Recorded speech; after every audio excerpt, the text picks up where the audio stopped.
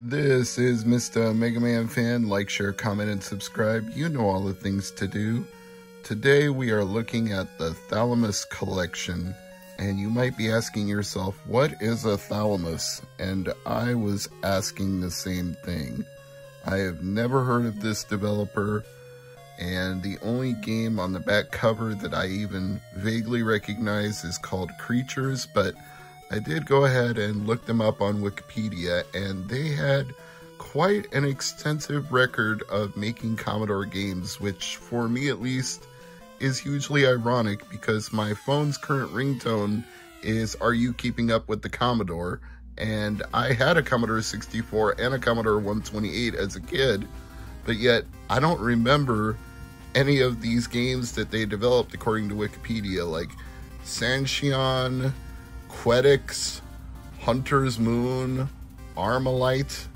I don't know if those games ever got published in the United States, but we're going to take a look at this collection and find out if Thalamus can live up to their name, because the thalamus is a part of the brain, so they're implying they make better games just by their name alone. I'm going to set up a tripod and we're going to put this to the test, but first, let's take it out of the package and see how it looks on the inside. Well, not too much to report here. Pretty standard looking Evercade cartridge and manual. It says about the games included: Hunter's Moon, Armalite, Hawkeye, Snare, Retrograde, Creatures, Summer Camp, Heatseeker, Creatures 2, Winter Camp, Nobby the Aardvark. I feel like I've heard about that one too from somebody like Ashen's or Slopes Game Room. I think they've mentioned Nobby the Aardvark. Might have even been Octavius King. But yeah, they would probably all be better familiar with a British developer making games in the European market than I would. But I'm gonna give this collection a shot. Be right back. There's the collection. Amazing that it didn't work before the update, but it works now. Okay, let's start with Armalite. An off-sided favorite from the library, regarded by many as a rival to the top arcade shoot-'em-ups of the era. That's high praise. Let's see if it can live up to that.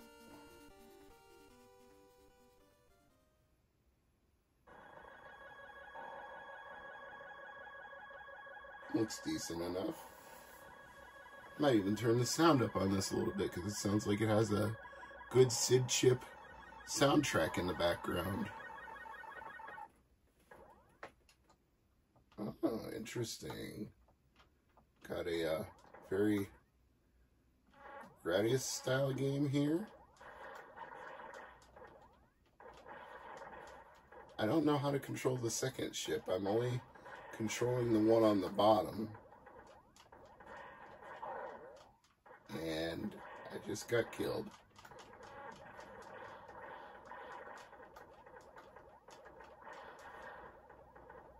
Interesting game. Yeah, we got a very Gradius / R-type situation going on here. Just wish I could do something with that second chip, but maybe I accidentally started a two-player game. Wasn't trying to, it just happened. It's certainly an impressive amount of sprites on the screen at one time for a Commodore game. Honestly, this could be called a Gradius spiritual game. It's all but, oh.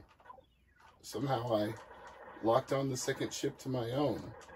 But yeah, everything about this looks and feels like a Gradius game, or a Darius game, or an R-type game.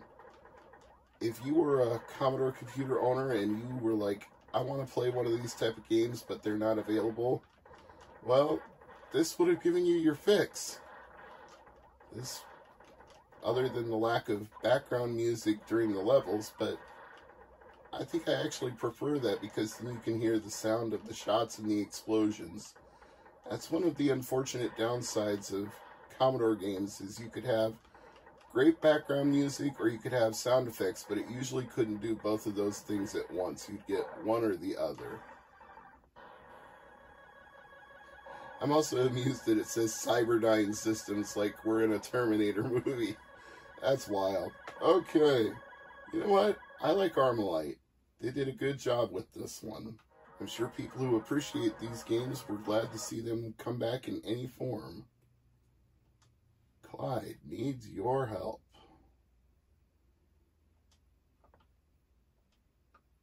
And just like a vintage Commodore game, it has to load the data in.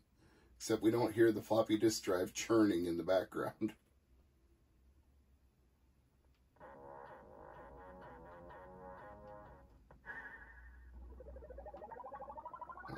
So it's a platformer. Probably not a scrolling platformer. Another limitation of... Oh no, it is! Okay, I'm impressed. Well done, Thalamus. So maybe if I fire a power-up shot... Okay, that might be the trick. How many shots is it going to take him out, though?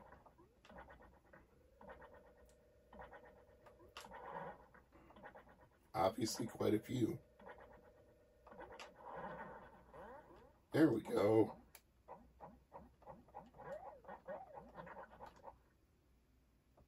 This is cool. I am suitably impressed by creatures. I can see now why I've heard of this game, because you didn't have very many side-scrolling Commodore 64 games. They were usually one screen at a time. You'd play one screen and then it would load the next screen. You wouldn't get interaction like this.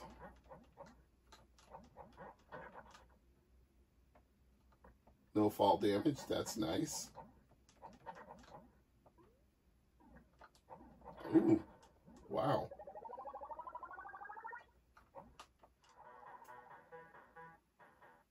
Clyde Radcliffe in Torture Trouble, Creatures 2.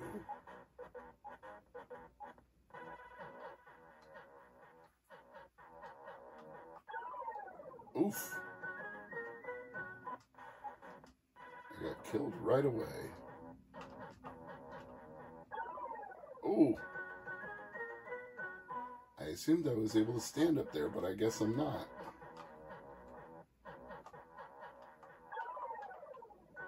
So, how are you supposed to get through this screen then?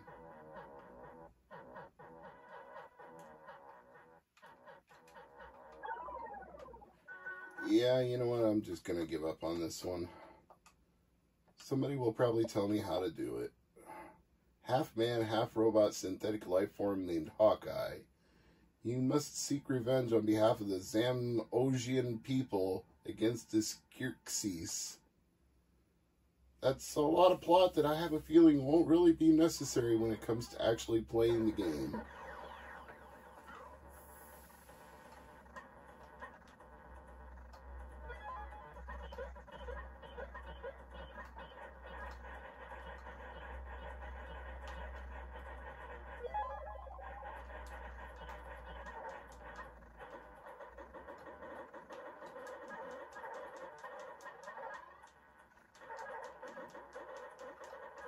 Okay. Kind of digging this. Or is there a teleporter here?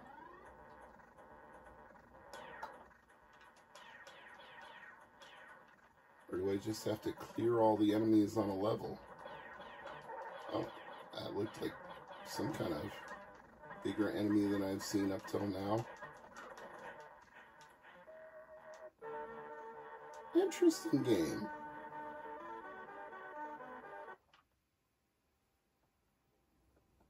Don't think I'll make a save state for that one. I'll just move on, but Hawkeye's not bad. Heat Seeker. Boy, they've definitely put plot into each of these games. Don't know how much people actually cared about it, but they put it in there. So I'm hopping, and I'm also throwing a ball.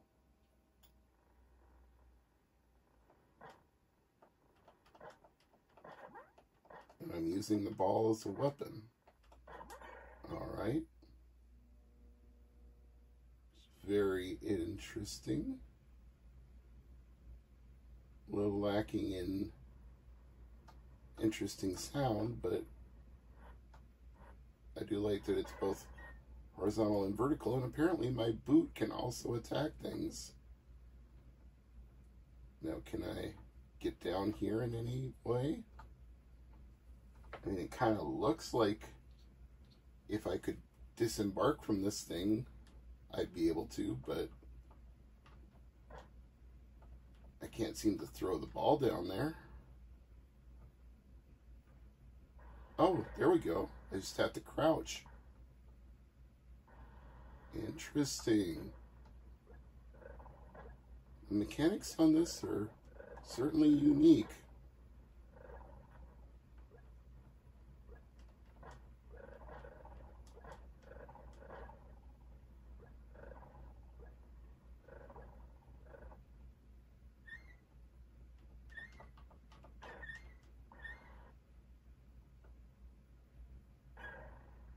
That boot is quite strong. Might even be better than the one that Mario wears, Kuraibo's shoe. This game has a lot of character to it. This is a lot more intricate than you see from a lot of Commodore games of the era. I'm saving this one. I'm going to come back to this. Heat Seeker, you got my interest. That is definitely a unique game. Hunter's Moon remastered. So does this mean it's... Yeah, well, it says 2018, so obviously it's not the same as the original Hunter's Moon, but what did they actually do? I don't know, because I never played the original Hunter's Moon. Prepare for launching.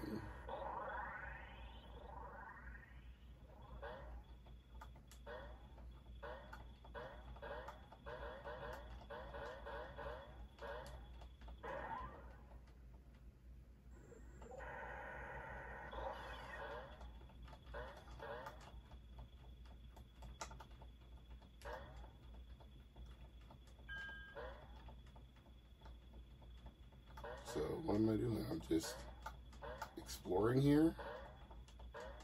That's my goal. Do I want to get to that thing? Yeah, I guess I did.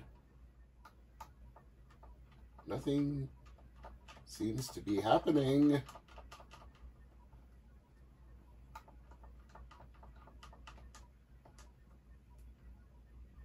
Let's look at those controls again. Move ship. Select menu options.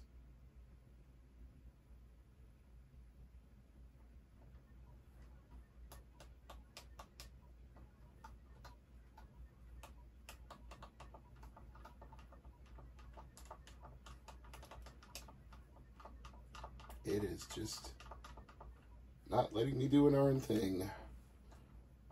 I'm sorry, Hunter's Moon, you looked interesting, but I'm just going to call it quits there. Let's check out Nobby the Aardvark.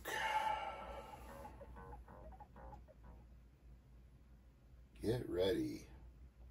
1951 AD.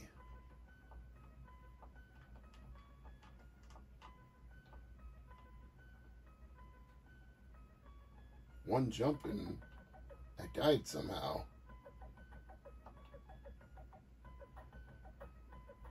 Very unforgiving.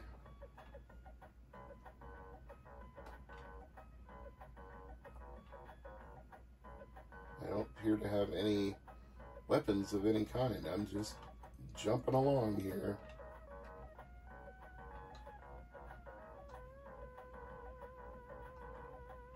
The music is cool.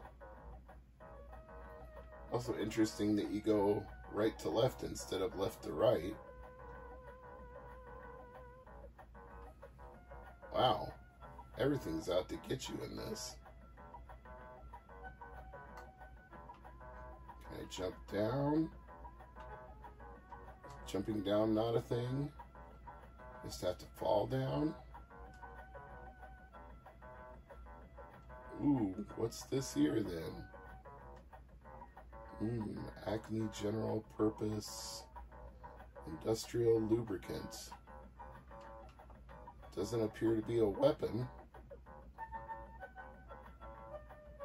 And the water is a dead end.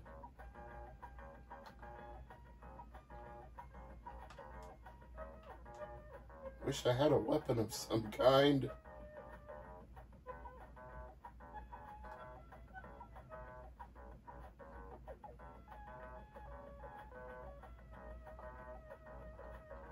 Everybody's out to get you.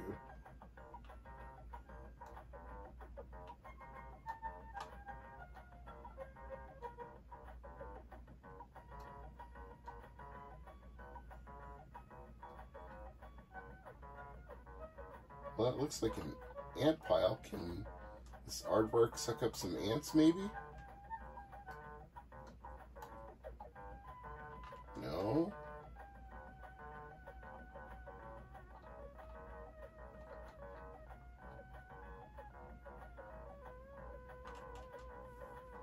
Alright, you know what?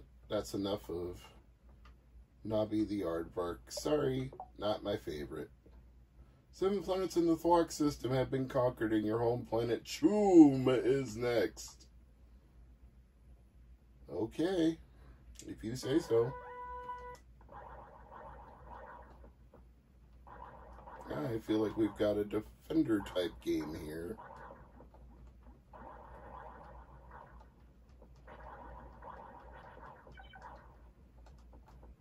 It's giving me ZX Spectrum vibes with the colors and the layout and everything.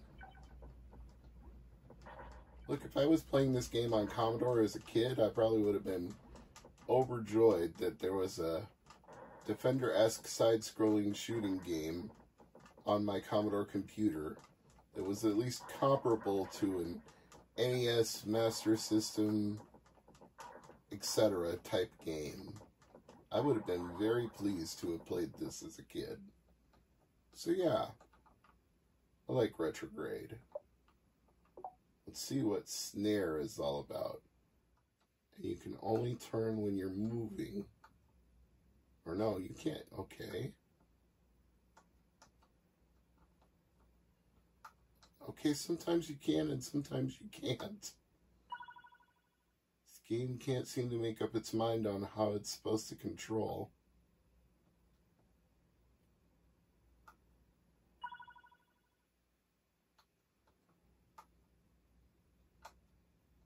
And it jumps around quite a bit.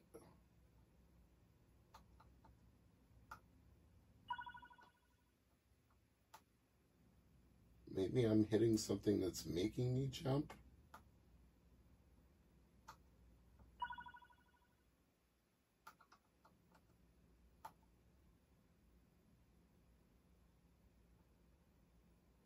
What a weird game. Every time it looks like there's something I can collect, it disappears before I can.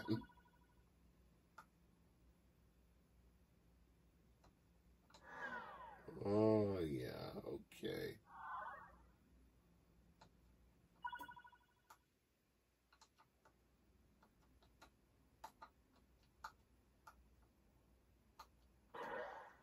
It'd be nice to just collect one item.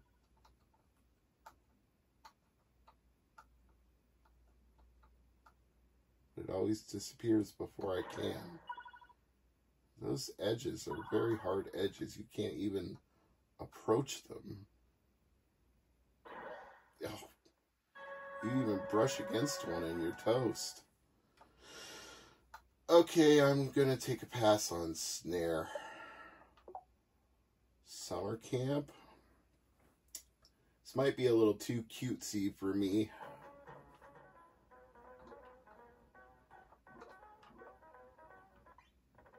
How fair is that? How did I know that was going to be there when I jumped from one area to the next? That's very rude, game.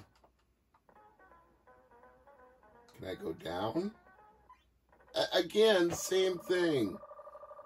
Alright, you know what? Screw this. You're going to be unfair. I'm not even going to play. Oh, Winter Camp. It's a sequel. Goody. Don't know that I'm going to like it any more than I did the last one. What, am I in a race now?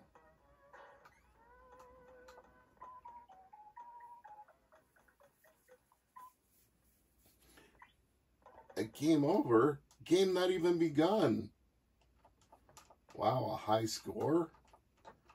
I don't think so. Alright, so out of the Thalamus collection, I can recommend Armalite Creatures. Hawkeye was okay. Navi the Aardvark might have something to it. I think Retrograde. Yeah, I think this one was okay. Let me look at it again just to be sure. Yeah, Retrograde was alright.